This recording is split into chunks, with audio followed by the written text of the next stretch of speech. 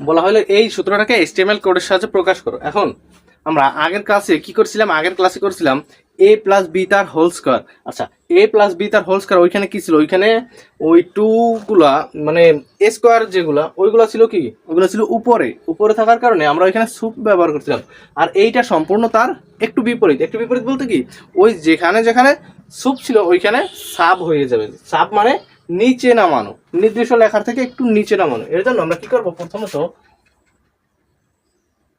DOC DYPE desktop HTML HEAD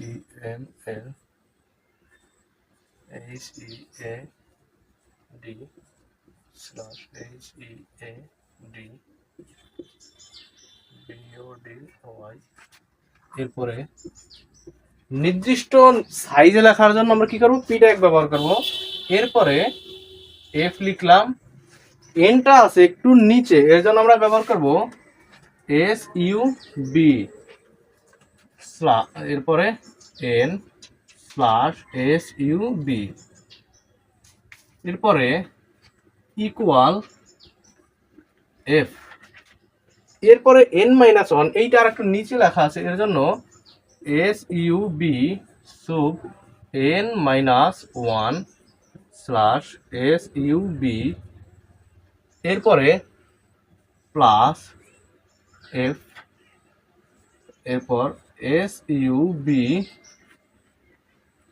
n-2 slash SUB। এই সূত্রের কাজটা তো শেষ হইল, কিন্তু এই পি ট্যাগের কাজ শেষ করার জন্য আমরা এখানে অথবা এখানে স্ল্যাশ পি, বডির কাজ শেষ এর জন্য স্ল্যাশ BODY, HTML এর কাজ শেষ এর জন্য স্ল্যাশ HTML। এই হলো আমাদের HTML এ বিভিন্ন ধরনের কোড লেখার নিয়ম। আমাদের এই কয়েকটা ক্লাসে ধারাবাহিকভাবে যে ক্লাসগুলো দেওয়া হলো, এতে করে HTML এর অনেকটা শুরুর দিকের কিছু ক্লাস করার কারণে আমাদের HTML এর চতুর্থ অধ্যায়ের প্রথম দিকের অংশটা শেষ হইল। ধন্যবাদ সবাইকে, পরবর্তী ক্লাসে আবার দেখা হচ্ছে।